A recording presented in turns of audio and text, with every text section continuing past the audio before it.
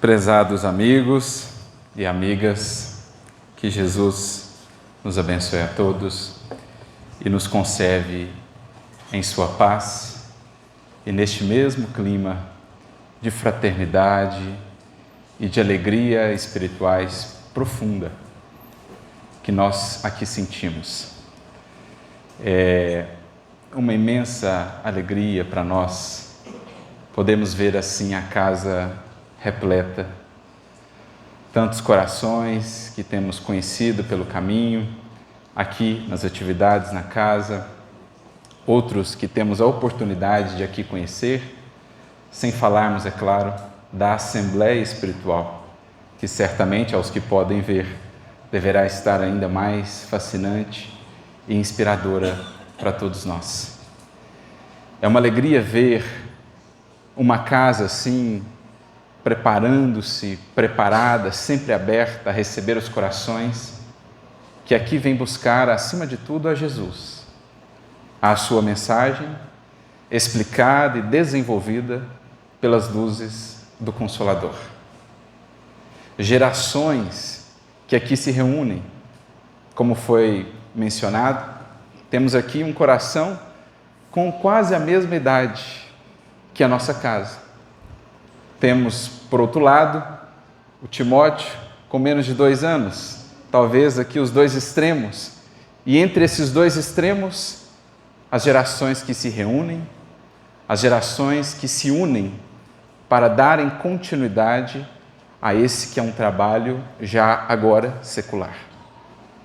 Temos pouco mais de 10 anos de casa, mas nesses 10 anos, um pouco mais que temos estado aqui, podemos sentir a pujança de tudo aquilo que vem na esteira do tempo, a história de tantos corações que por aqui têm passado, aqui têm deixado seu suor, as suas lágrimas, o seu coração, os frutos do seu pensamento, do seu labor, do seu esforço.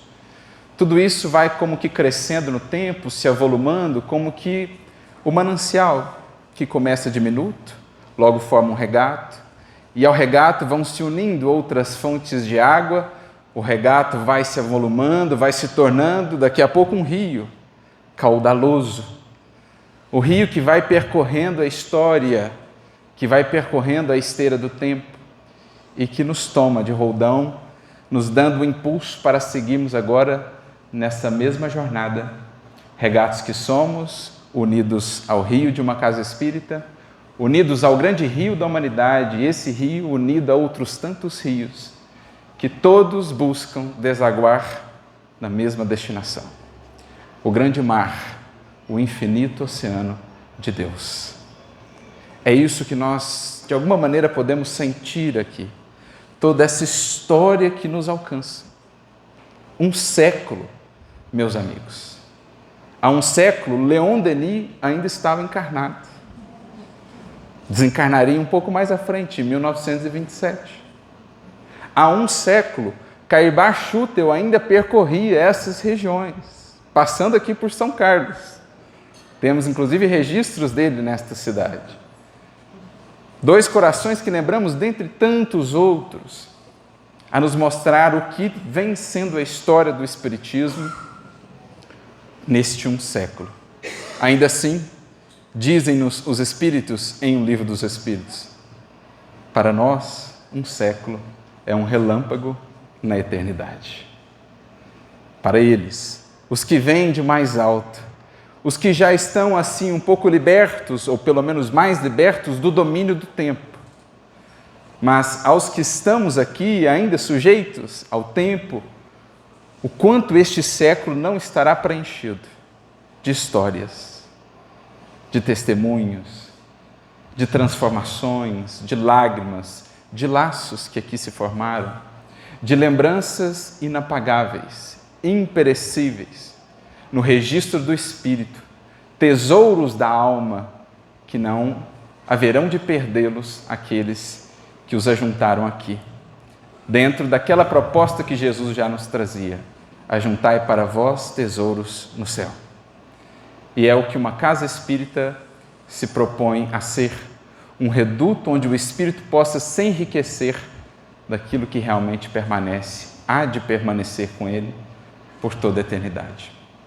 Então, muito nos alegra podermos ver a casa assim, cheia, reformada, mais bela, mais acolhedora ainda, para receber os corações que têm fome e sede de Jesus.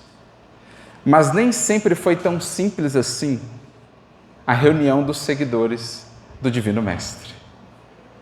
Se voltarmos no tempo, séculos e mais séculos para trás, vamos chegar ali em meados dos anos 50, um pouco antes dos tenebrosos crimes de Domício Nero, no início das perseguições mais intensas aos cristãos.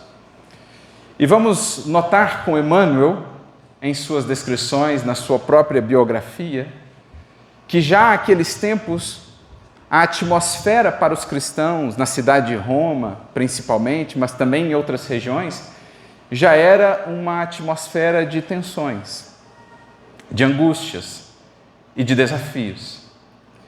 E é por isso que buscavam aqueles corações, vencendo diversos desafios, a distância, a noite, o frio, o risco de serem flagrados, presos e mesmo martirizados. Vamos encontrar aqueles primeiros corações em busca das catacumbas. É interessante esse paradoxo nas origens do cristianismo. Aquela mensagem essencialmente de vida e de vida abundante, sendo ali cultuada, estudada nos recintos dedicados aos mortos. Talvez já para dizer à humanidade que a morte, como a concebíamos, não existe. Não depois da ressurreição do Cristo. Não depois daquela mensagem que se fixaria como a maior força do Evangelho, a despertar cada coração para a realidade infinita da vida. Paulo mesmo diria, na sua primeira carta aos Coríntios, se não há ressurreição dos mortos, isto é, se não há continuidade da vida, vã é a nossa fé e vã é a nossa pregação. Dali provinha a força do Evangelho. E é por isso que os cristãos não temiam buscarem aqueles locais para ali poderem cultuar a vida eterna de que o Mestre lhes havia falado. E diz-nos Emmanuel, então, em suas narrativas do livro Há 2000 anos, ali, no silêncio dos grandes maciços de pedra, em cavernas desprezadas pelo tempo, ouviam-se vozes profundas e edificantes, que comentavam o Evangelho do Senhor ou encareciam as sublimidades do seu reino, acima de todos os precários poderes da perversidade humana. Então, naqueles locais ermos, frios, distantes, a vida ali penetrava por meio daqueles corações. Havia ali o calor humano, a sombra era vencida pela luz, não só das candeias ou das tochas ali acesas, mas sobretudo dos corações. Ali, aqueles primeiros seguidores de Jesus se nutriam do pão celeste que desce do céu. Aquele sobre o qual Jesus havia falado de maneira implícita, nem só de pão viverá o homem, mas de toda palavra que sai da boca de Deus. Prossegue Emmanuel, tochas brilhantes iluminavam esses desvãos subterrâneos que as eras protegiam, dando às suas portas empedradas uma impressão de angústia, desolação e supremo abandono. Quem visse de fora, assim veria o quadro. Quem pudesse sondar os espíritos, quem pudesse penetrar o âmago dos corações, veria imagem absolutamente diversa. Sempre que um peregrino mais dedicado aportava a cidade, algum peregrino, por exemplo, das regiões adjacentes à Galileia, ou mesmo de lá, da Ásia Menor, sempre que algum peregrino, algum pregador cristão aportava na cidade eterna, ali eles combinavam de se reunirem, de participarem daqueles momentos inolvidáveis. O sinal da cruz, feito de qualquer forma, era a senha silenciosa entre os irmãos de crença. E feito desse ou daquele modo especial, significava um aviso, cujo sentido era imediatamente compreendido. Para poderem, portanto, dar continuidade à sua busca espiritual, ao seu culto do Evangelho, precisavam recorrer àqueles primeiros corações a sinais discretos, secretos, para que pudessem manter aqueles vínculos num ambiente que se tornava cada vez mais desafiador. E é nesse contexto que nós vamos encontrar a grande figura de Lívia, a esposa do senador, outrora tão orgulhoso, mais tarde convertido em nosso grande benfeitor. Aquele coração dedicado de mulher já há tantos anos padecendo uma prova tão áspera no âmbito do lar e que buscava comparecer, sempre que possível, àquelas catacumbas na companhia de sua serva fiel, Ana. Diz-nos Emmanuel que Lívia sabia que perante a sociedade aquela decisão sua, aquela sua atitude representava enorme perigo. Muitos veriam naquele ato uma ilustre patrícia romana saindo noite adentro com sua serva, ela vestida, Lívia, com os trajes do patriciato, para percorrer longas distâncias em busca daqueles locais ermos. Muitos veriam naquilo, senão uma insensatez, mesmo um sinal de loucura. Era o que até alguns corações mais próximos viam na figura daquele coração dedicado e fiel. Mas o exemplo de Simeão, aquele da Samaria, aquele apóstolo que havia se entregado, se imolado por dedicação a ela, Lívia, a Ana e a outros corações que ele tutelava como pastor do Cristo que ele era, o exemplo, o testemunho de Simeão haviam tornado aquele coração ainda mais firme em seus propósitos. Haviam marcado de maneira indelével o coração de Lívia com aquela coragem espiritual, de mãos dadas com a serenidade, com a resignação, com o mais profundo conhecimento de si mesma, da própria vida, do Evangelho de Jesus. De modo que ela havia assumido para si um compromisso de não tergiversar na expansão de suas crenças e naquelas buscas que ela considerava sagradas.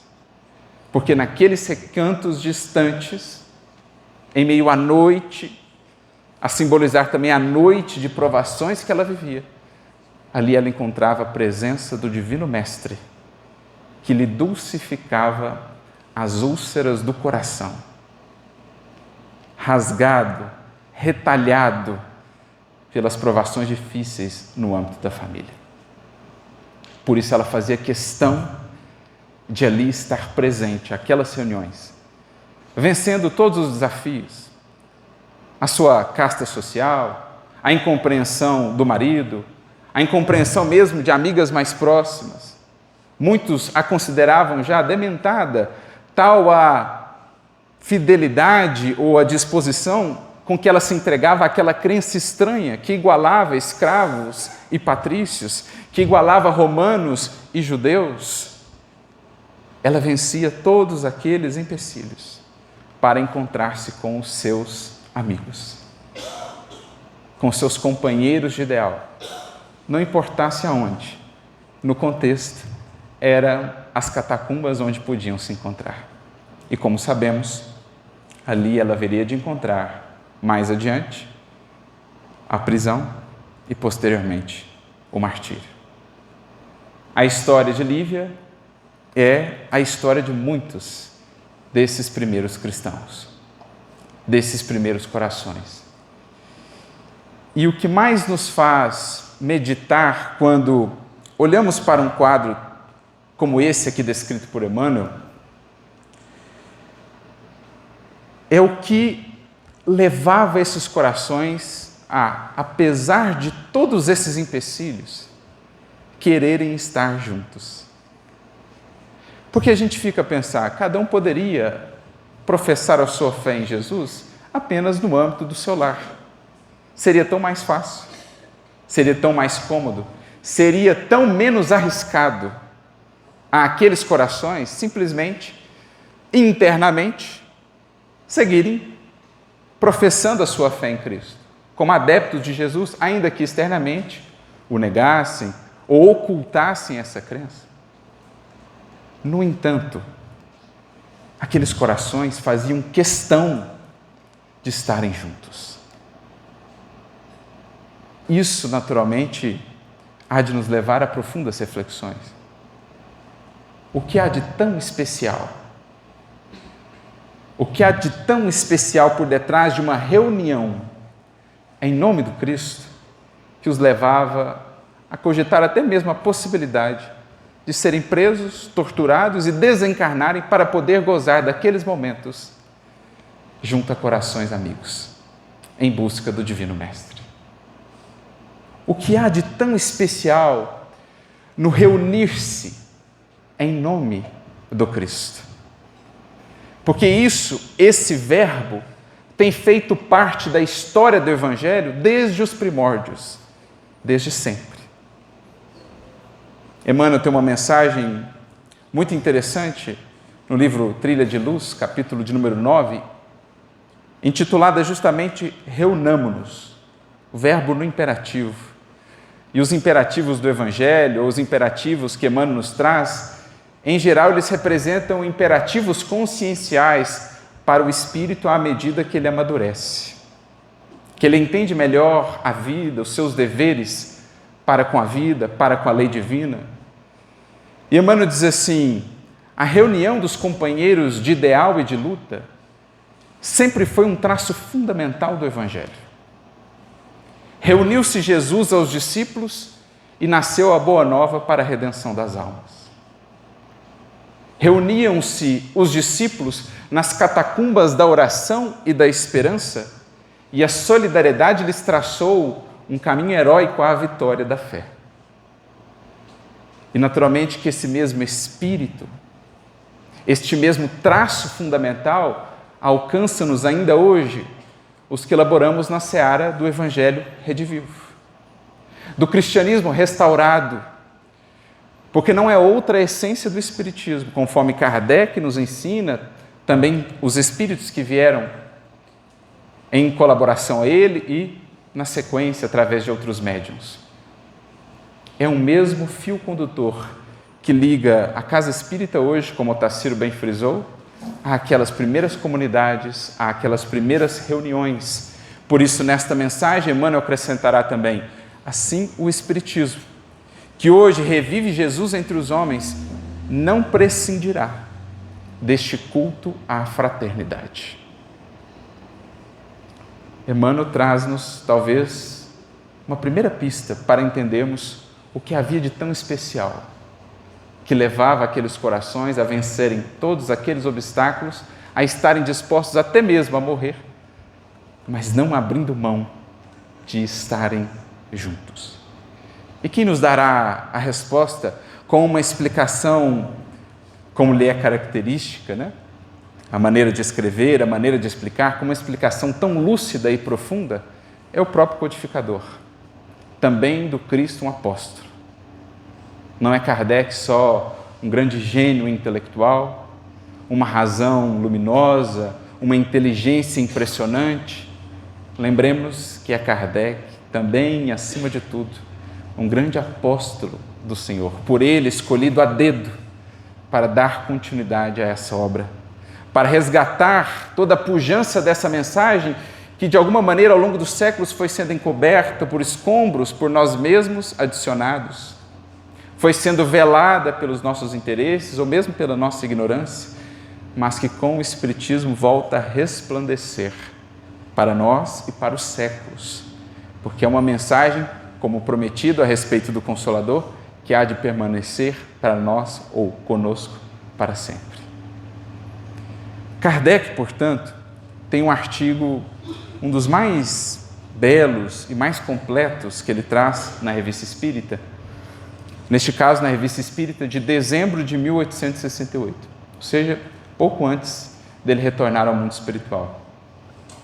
E era uma sessão de comemoração do Dia dos Mortos. Na verdade, é um artigo em que ele vai juntar um artigo anterior e vai acrescentar depois algumas outras considerações suas. Esse artigo anterior que ele resgata é um artigo intitulado Comunhão de Pensamentos, na Revista Espírita de dezembro de 1864, 4 anos antes. E nesse artigo sobre a comunhão de pensamentos, Kardec trata ali do porquê eles se reuniam. Era uma sessão de comemoração do Dia dos Mortos.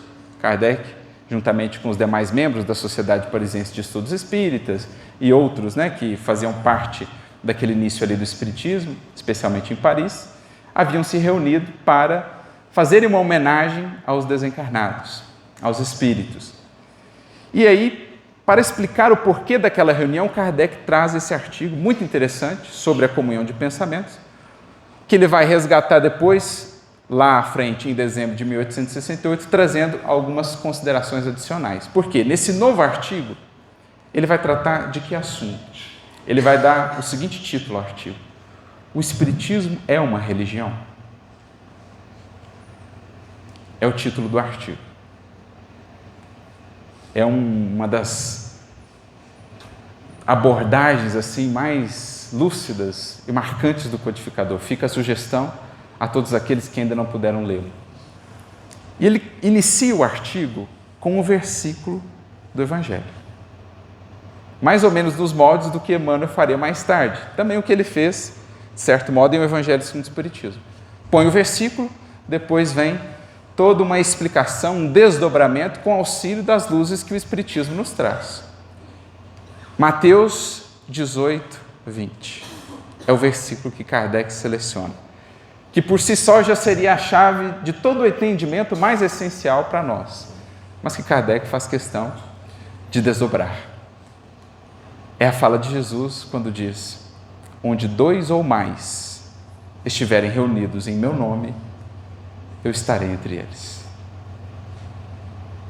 Creio que o artigo fala por si, o versículo, mas vale também considerarmos a palavra sempre tão lúcida e luminosa de Kardec. Porque ele inicia com essas perguntas que nós fizemos a respeito daqueles primeiros cristãos. Por que eles faziam tanta questão de se reunirem? Por que não fazer cada um em particular o que se propunha a fazer em conjunto? É com essas perguntas que Kardec inicia o artigo. Estavam todos reunidos ali para uma sessão do Dia dos Mortos, e ele então indaga: por que nós não nos reunimos? Por que nós ocupamos aqui o mesmo espaço? Por que não poderíamos fazer em particular, já que a doutrina espírita nos traz uma visão assim tão mais abrangente do que seja a adoração, a lei de adoração, que não estará delimitada a templos, a espaços, a recortes do tempo? Porque cada um não poderia simplesmente adorar no seu recanto, no seu cantinho, na sua casa, e assim estarmos plenamente quites com a nossa experiência espiritual, com a nossa busca para com Deus?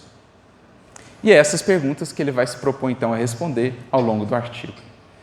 E ele inicia suas considerações dizendo assim: quem nos responde é Jesus, com o versículo que já foi citado: 2 ou mais. Por que 2 ou mais, ou 2 ou 3, a depender da tradução, do registro que vejamos? 2 ou 3, 2 ou mais é mais do que 1. E há uma importância capital nesse mais do que 1. Há aí uma chave de entendimento que, mais uma vez, o Espiritismo nos ajudaria a entender em nos explicando as leis morais da vida, ou os aspectos da lei natural. Dentre estas, ou dentre estes aspectos, o da lei de sociedade. Quando estamos sós conosco, quando nos afastamos daquilo que a convivência nos poderia ou nos pode proporcionar, muito facilmente caímos numa visão equivocada do que realmente somos, do ponto em que estamos. Porque, em verdade, é o próximo um grande espelho para nós. É nele que nos vemos dia a dia, a partir das reações que temos ante aquilo que eles nos fazem, a partir da maneira como nos portamos ante as atitudes que eles têm, de modo que nos vemos neles. E essa é a grande razão de ser da lei de sociedade, de sermos impelidos a viver em sociedade, desde a microsociedade do lar à macrosociedade de uma nação ou da humanidade como um todo, passando naturalmente pela casa espírita, que também atende a esses ditames, ou por aquelas reuniões entre aqueles corações. As primeiras casas do caminho, as primeiras igrejas fundadas por Paulo, tudo isso está dentro desse grande contexto. Porque no livro Céu e Inferno, no capítulo 3, no item 8, Kardec tem uma frase que é magistral, ele nos diz: a vida social é a pedra de toque de todas as boas e más qualidades da criatura humana. De modo que só no contato pela vida social é que de fato sabemos o que já é em nós algo de virtude consolidada, o quanto ainda temos vícios profundos a sanar. E insulados ou isolados dessa convivência em comum, muito facilmente criaríamos a nosso respeito uma visão superestimada do que somos. Consideraríamos talvez mais à frente do que realmente estamos na senda da evolução. Então vejamos a sabedoria do Cristo. Não que, quando estamos sozinhos em nossas orações particulares em casa, no momento de leitura, meditação, não que ali estejamos desamparados por Ele, jamais.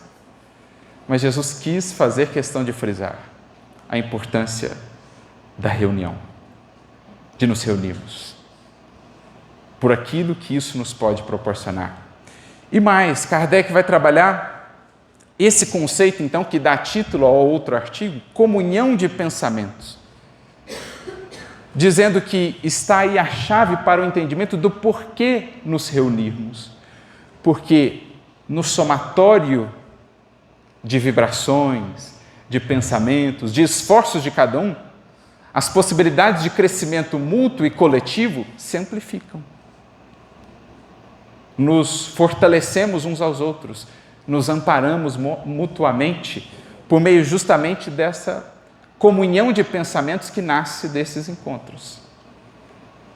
É por isso que, diz Kardec, numa assembleia, numa reunião simpática, isto é, onde exista afinidade, onde existam os laços de amor, de fraternidade, dali saímos como que refeitos, revigorados, porque cria-se uma atmosfera moral salubre. Esse é o termo cunhado por Kardec. Há uma atmosfera moral salubre, donde a criatura sai renovada pelos eflúvios fluídicos benéficos que recebe. Algo que já está no Evangelho em princípio, mas que só o Espiritismo nos ajuda a entender em profundidade, mostrando-nos o que é pensamento, o que é força mental, isto é, mostrando-nos aquilo que os olhos não podem ver. Porque para entender verdadeiramente uma casa espírita, é preciso conceber para além daquilo que os olhos podem ver. Os médiuns verão algo mais, mas nós, pelos ensinamentos dos Espíritos, podemos, pelo pensamento, entrever e entender a grandiosidade da vida para além da estreiteza dos nossos sentidos. O quanto sendo feito, por exemplo, aqui agora, em cada dia de trabalho, o quanto temos aqui um educandário, um templo, um hospital, uma fonte, um manancial de luz a operar constantemente, sem que os nossos sentidos nos permitam nos inteirar da magnitude do trabalho desenvolvido. Mas tudo isso estará baseado nesse princípio da comunhão de pensamentos. Por isso, mais à frente, desenvolvendo ainda essa questão da comunhão de pensamentos, Kardec dirá nesse artigo: a comunhão de pensamentos produz, pois, uma sorte de efeito físico que reage sobre o moral. Só o Espiritismo poderia fazê-lo compreender. O homem o sente instintivamente, já que procura as reuniões onde sabe encontrar essa comunhão. Está aqui a resposta que buscávamos. O que fazia aqueles corações vencerem o medo, vencerem as comodidades, vencerem os obstáculos, vencerem tudo para estarem numa reunião como aquela? Porque é uma ânsia da alma poder estar num contexto, num ambiente onde isso foi construído. Comunhão de pensamentos, que estabelece uma atmosfera moral sã, salubre, onde a criatura não só sente algo que lhe ampara fisicamente, uma sensação de serenidade que acalenta, serena o coração, a mente, e tudo mais, mas aquilo que se expande para o espírito. Físico que reage sobre o moral. Nessas reuniões homogêneas e simpáticas, aure novas forças morais. Poder-se-ia dizer que aí recupera as perdas fluídicas, perdidas diariamente pela irradiação do pensamento, como recupera pelos alimentos as perdas do corpo material. Então não é mera poesia quando Jesus nos dizia que existe um outro pão para além do pão físico que nutre o corpo de que nos servimos. Há uma nutrição de fato espiritual, tão necessária ou até mais do que a física. E é isso que atrai as almas. Naquelas primeiras comunidades cristãs, onde o amor se estabelecia entre os corações, onde existia essa homogeneidade, essa palavra que Kardec tantas vezes utiliza, essa unidade de aspirações, de propostas, de buscas, mantida, consolidada pelo amor, pela fraternidade. Imaginemos a ambiência que ali existia, de modo que não sabiam viver os cristãos sem aquele pão. O pão do encontro, o pão da amizade, o pão da fraternidade, o pão do amor, o pão da vida. Porque da mesma forma que, em descuidando do nosso corpo, pela ausência da alimentação, padecemos, nos enfraquecemos, também espiritualmente. Então sentiam aqueles corações necessidade de ali estar, a ponto de não temerem sequer a morte, porque o que recebiam ali valia mais do que tudo aquilo que a vida material lhes poderia proporcionar. As inspirações, a palavra de estímulo, a força nos dias mais difíceis, a coragem de outros tantos corações, o testemunho de fé de outros tantos que era para eles alimento, verdadeira força para seguirem. E é a isso que Kardec vai vincular também a proposta de uma reunião espírita, dando continuidade àquelas outrora nas catacumbas, hoje em ambientes tão mais agradáveis. Com tanta facilidade para aqui chegarmos, para acessarmos as cópias dos textos. Lá, naqueles tempos, um deles talvez tinha ali algumas das cópias, algumas das cartas de Paulo, alguns dos manuscritos primeiros dos evangelhos. Hoje, além das facilidades materiais, ar-condicionado, luz, microfone, não temos que usar senhas secretas para entrar, não corremos o risco de, em saindo daquela porta, sermos presos e levados à masmorra. E ainda hoje, talvez, encontraremos dificuldades, justificativas, motivos para nos afastar disso que aqui podemos receber, que aqui poderemos construir. Por isso, mais adiante, continua Kardec, sendo a vontade uma força ativa, esta força é multiplicada pelo número de vontades idênticas, como a força muscular é multiplicada pelo número dos braços. Pura física, disse-nos aqui Otacílio. E de fato, eu me recordo daquele caso que está narrado também no há 2000 anos, um pouco mais à frente aqui. Um dos tarefeiros lá da comunidade de Antioquia, se não me falha a memória, lá bem no Oriente, aquela que foi uma das igrejas mais pujantes do início do cristianismo, eles receberam uma comunicação espiritual. E eles precisavam de alguém que fosse levar essa comunicação até Roma. Só que os espíritos, eles colocaram assim, só que tem aí um detalhe, tem um PS. É uma viagem só de ida. Quem está disposto a ir? Imagina só, gente. É uma viagem só de ida. Quem está disposto a ir? E disputavam os primeiros discípulos a honra de uma tal viagem.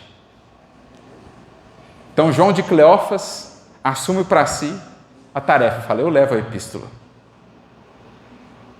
E é ele justamente que seria preso, juntamente com Lívio e os demais, um pouco mais à frente, naquelas mesmas catacumbas, para serem depois levados ao circo de martírio. Mas dizem que lá, quando estavam para adentrar, as feras já urravam lá fora, a multidão ensandecida, sedenta de sangue, aguardava aqueles espetáculos horrendos. Alguns cristãos, naturalmente, sentiam o peso do testemunho. E é nessa hora que se erguiam as vontades firmes. João de Cleófas assume a frente. E aquela vontade como que incendeia, como que encandece todos os demais, que então adentram o circo a cantar, assustando imperadores, patrícios e a própria plebe, com um testemunho de fé jamais antes visto. Quem é este por qual eles estão dispostos até mesmo morrer? Que fé é essa que não conhece o medo, nem mesmo o da morte? O último, ou mais poderoso, entre aspas, recurso dos tiranos, né? Porque qual era o máximo que o tirano poderia fazer? Ameaçar de morte e matar. E aquele que não teme mais a morte? Então, as vontades firmes multiplicavam a força das vontades ainda oscilantes. E esse é mais um dos motivos do porquê nos reunimos. Porque há horas no caminho em que a nossa vontade oscila, mas a do companheiro está firme. Como existirá o momento em que a nossa estará firme e a dele oscilará. E é no encontro, é na reunião, que presencialmente não tem equiparação, é que haveremos de nos fortalecer uns aos outros. Porque temos visto a mudança nos cenários do mundo nesses 2000 anos que passaram, e hoje os recursos tecnológicos são impressionantes. Muitos nos acompanharão depois de seus lares, nos acompanham agora. Mas creio que na pandemia também podemos notar que sim, a tecnologia veio para nos beneficiar, permite-nos recolher muitos recursos de aprendizado, mas a consolidação disso é no tete-a-tete, é no olho a olho. Nada há de substituir um abraço, uma conversa amiga frente a frente, o estarmos aqui sob essa atmosfera. E é por isso que, por mais avance a tecnologia, nada há de substituir o centro espírita, ou quaisquer outros templos dentro de sua proposta de comunhão. Que a tecnologia se expanda, que a ideia se difunda, mas que não nos esqueçamos disso. Aqui, nossas vontades se fortalecem mutuamente. E não estamos a falar só de nosso plano, por óbvio. Existem vontades outras aqui, daqueles que não vemos, muito mais fortalecidas que as nossas, e que aqui comparecem sempre, fielmente, pontualmente, a nos amparar. Por isso dirá Kardec mais à frente, sozinho, um homem pode sucumbir, ao passo que, se sua vontade for corroborada por outras vontades, poderá resistir. Conforme o axioma, a união faz a força. Axioma verdadeiro tanto do ponto de vista moral, quanto do ponto de vista físico, diz Kardec. Então aqui, meus amigos, está a chave, a grandeza do entendimento que o Espiritismo nos traz. Agora nos é mais fácil entender, porque aqueles corações, apesar de tudo, não abriam mão de estarem juntos, porque dali extraíam a fortaleza de seus corações, dali extraíam o pão de esperança de que se nutriam para vencerem as lutas e os desafios. E é o que Kardec seguirá desenvolvendo, mencionando que esse é um processo que se estabelece entre os dois planos, entre o plano dos encarnados e dos desencarnados, e então ele há de chegar na questão da religião, das reuniões religiosas, porque ele dirá: este é o princípio de todas as reuniões religiosas. Todas elas se assentam nessa busca por comunhão, que ficou para sempre gravada na história do cristianismo, naquele gesto tão bonito de Jesus em reunindo os discípulos pouco antes de partir. Diz ele: quero muito partilhar essa ceia convosco. É o que se repete a cada reunião espírita, a cada reunião que lembra as lições e as palavras de Jesus, temos ali uma recapitulação daquela ceia, onde está o Mestre na presença dos que o buscam, daqueles que dele querem se nutrir. Mas Kardec nos diz que existem riscos nesse processo. Pontos delicados nos quais, ao longo do tempo, na história do cristianismo, muitas vezes temos nos equivocado, nos afastando deste princípio. Porque outrora, as primeiras comunidades, como vemos no livro Paulo Estevão, Ave Cristo, há 2000 anos, a maioria delas era pujante de espiritualidade, de contato e intercâmbio com o mundo espiritual, a fraternidade reinante, o amor entre aqueles corações, dando-lhes força para superarem a força de um império, de exércitos, de uma perseguição atroz e inclemente. Assim eram aquelas primeiras comunidades, mas nós sabemos a história do cristianismo, como a forma foi gradualmente se sobrepondo ao fundo. A simplicidade foi gradualmente sendo substituída por uma série de complexidades, de paramentos, de acessórios que foram tomando as primeiras posições. Já o intercâmbio com o mundo espiritual não existia mais, não era tão conveniente. Já algumas das interpretações eram diferentes. A comunhão de pensamentos entre os corações, essa unidade pelo amor, no amor, já não era assim mais o essencial. Foram surgindo as hierarquizações, foram surgindo os engessamentos, todas as construções que fizemos sobre essas bases. E a que isso leva, diz Kardec? A religião ou a religiosidade vai se tornando uma questão de forma. E a criatura ela vai se habituando a acreditar que o que vale é ir lá cumprir a forma, o ritual, o ato mecânico e pronto, tudo está feito. E aí, esse espírito de encontro, de convivência, de confraternidade vai perdendo força. E com isso, fomos nos afastando ao longo dos séculos da essência do cristianismo. E aí incorremos numa série de equívocos, más interpretações em torno da essência da mensagem de Jesus. E muitos de nós que aqui hoje estamos, adentrávamos os templos, cumpríamos lá o ritual convencional, mas sequer olhávamos para aqueles que ali estavam. Não existia mais esse espírito de partilha, que era a comunhão mais essencial, que era o ato, que era a busca mais essencial daquelas primeiras comunidades. O que se deu na história do cristianismo também pode se dar no contexto de nosso movimento espírita, de uma casa espírita. E é para isso que precisamos estar atentos, para que esse espírito, que o Totti aqui bem frisou, não se perca.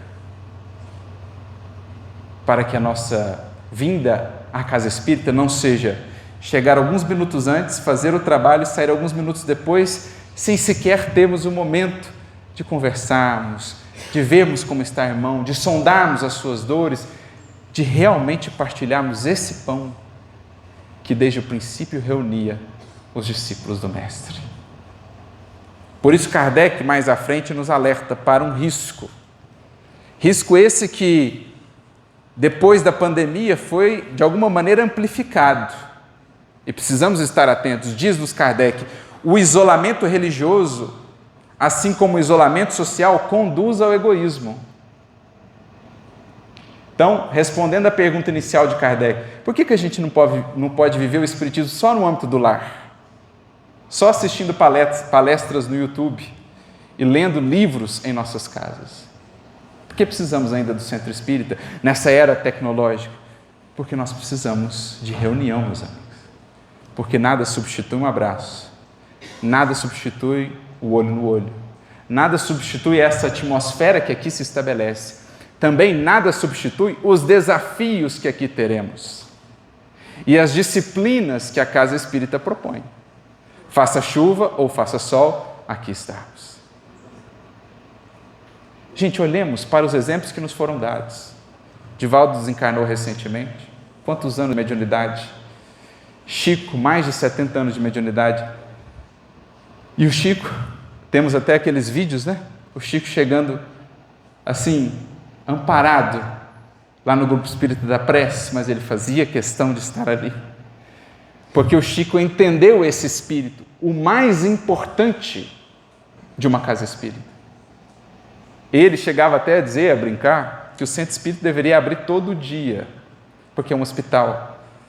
E porque nos proporciona isso?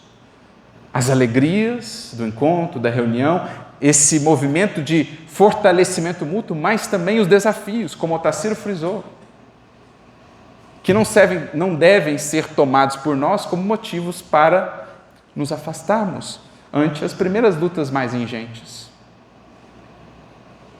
Então, Kardec já nos alertava, muito antes da tecnologia, quanto aos riscos do isolamento religioso, lembrando a lei de sociedade.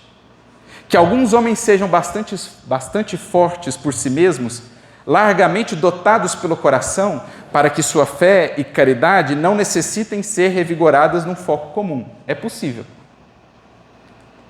Mas não é assim com as massas. Por lhes faltar um estimulante, sem o qual poderiam se deixar levar pela indiferença. Então, há uma importância do nosso estudo particular em casa, da vivência do Evangelho, do esforço central também do Evangelho em família, no lar. Mas não nos esqueçamos desse compromisso que aqui nos vincula a essa casa, à qual aportamos não por acaso. Existem laços que reuniram ou reúnem, ligam o nosso destino à história desta casa. Além disso, prossegue Kardec, qual homem que poderia dizer-se bastante esclarecido para nada ter a aprender no tocante aos seus interesses futuros?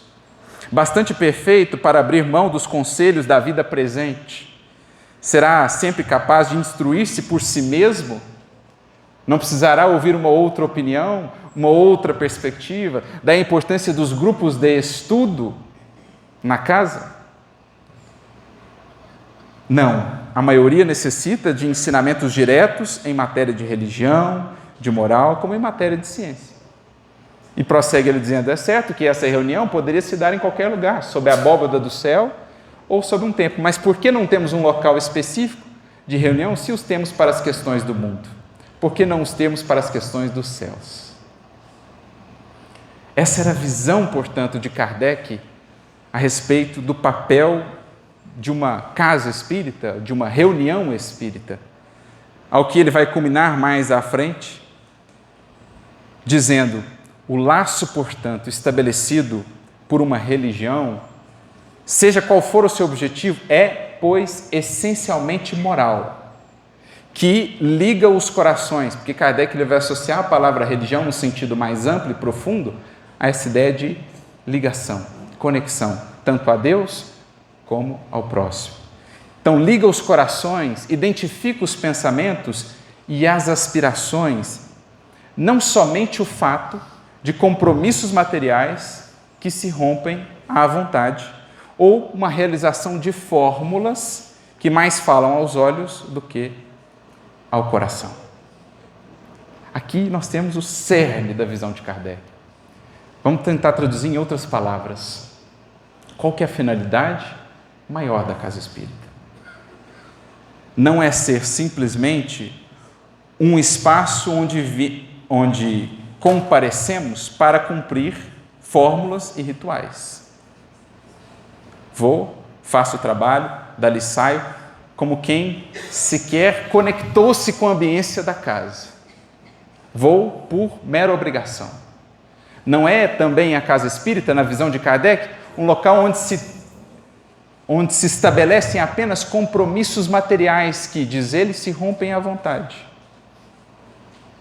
Porque quando o que nos vincula à casa espírita é só, entre aspas, o compromisso material, é muito mais fácil de abandoná-lo do que quando o que nos vincula à casa espírita são os corações que lá estão. Porque uma coisa é assim, vou abandonar aquele trabalho, vou abandonar aquele grupo do qual estou fazendo parte. Eu nem converso mesmo direito com aquelas pessoas, nem as conheço, eu tenho esse compromisso, mas não está dando mais, eu quero fazer outras coisas melhores aqui, tem coisas mais agradáveis para fazer, não vou lá mais. Então, não tem muita força que vincula o coração à casa espírita, mas é totalmente diferente quando ele pensa assim, poxa, mas abdicar da convivência com aqueles corações que estão lá. Aqueles corações que eu sei, posso contar com eles, nos quais eu tenho realmente amigos para tudo que vier, para o que for, aí é um laço, é um vínculo totalmente diferente. Mais do que um local onde eu compareço para fazer ali um ritual, para cumprir um compromisso formal, eu compareço para rever amigos, para me nutrir do pão da amizade, da amorosidade. Eis a definição, portanto, da função primordial da casa espírita. Para além da comunhão de pensamentos, da atmosfera salubre que ela cria, desse intercâmbio mais profundo com o mundo espiritual que aqui se dá pelas vias da inspiração e da própria mediunidade, nos atendimentos mais específicos, acima de tudo, aqui comparecemos para compartilhar esse pão, para estabelecermos laços profundos, porque esse sempre foi o traço mais marcante do cristianismo. Olhar para o lado e ver alguém com quem temos a certeza possamos contar. Esse é o espírito que deve prevalecer e certamente é o espírito, pelo que podemos ver aqui hoje, tudo que foi feito aqui hoje já antecipou o que aqui intentamos falar e até com mais eloquência, talvez, porque essa é a proposta maior. E a gente vê como há essa conexão da espiritualidade na preparação. Quando fui conversar com o Totti, ele já estava preparando algo mais ou menos na mesma linha, o Tassiro veio na mesma linha e não conversamos nada a respeito em termos de preparação antecipada, porque isso não vem de nós, isso é da espiritualidade, isso é o que esses pioneiros nos legaram. Que a gente possa então olhar para este recinto que nos acolhe com os olhos do Espírito. O quanto não se processa e não tem se processado aqui dentro, meus amigos, ao longo desses 100 anos. Uma verdadeira usina de luz, uma fonte inesgotável de consolo. Laços e laços de amizade imperecível já foram aqui formados e hão de perdurar pela eternidade, expandindo-se e fortalecendo-se cada vez mais. Corações desesperados daqui saíram esperançados. Aqueles que talvez abdicavam ou pensavam em abdicar da própria vida, daqui saíram com um novo sopro de viver. Tudo isso sem que os olhos, numa visão superficial, possam ver. Mas essa é a alma, esse é o espírito de uma casa espírita.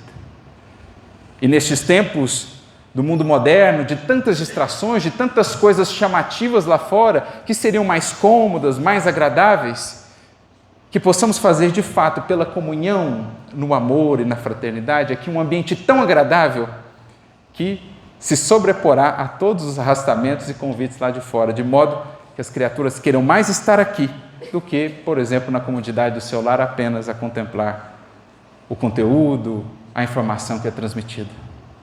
Que as criaturas queiram chegar aqui mais cedo, que as portas estejam abertas para que a criatura chegue meia hora, 1 hora antes da palestra, apenas para usufruir dessa ambiência de fraternidade, de espiritualidade que aqui se propicia.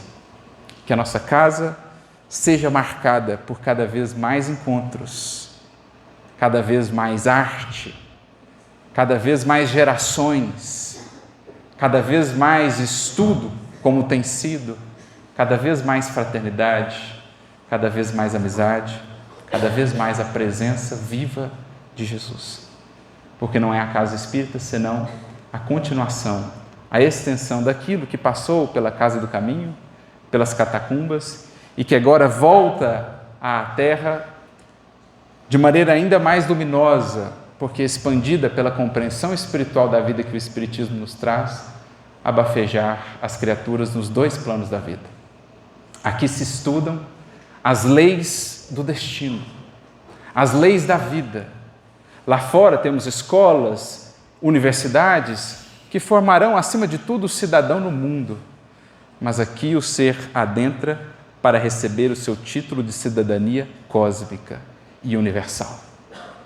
Aqui recebemos a nossa carta de alforria daquilo que ainda nos cativa à matéria, dos grilhões seculares que nos impedem voos mais altos. Aqui temos podido e seguiremos podendo encontrar Jesus e os seus mensageiros que tanto nos têm amparado. Que esse Espírito, portanto, permaneça. Comunhão de pensamentos que nasce, acima de tudo, do amor. Que o estudo esclareça as consciências, mas que o amor liberte os corações e conduza-nos, de fato, à sublimidade de nossa destinação. Um século é um sopro na história do mundo e na eternidade, mas um século traz-nos toda essa riqueza, todas essas histórias das quais usufruímos e que está agora em nossas mãos levar adiante, dando continuidade ao trabalho com o vigor, com a dedicação que aqueles que nos antecederam o fizeram. Que Jesus a todos os abençoe, muita luz e muita paz. E vamos então à nossa oração de encerramento.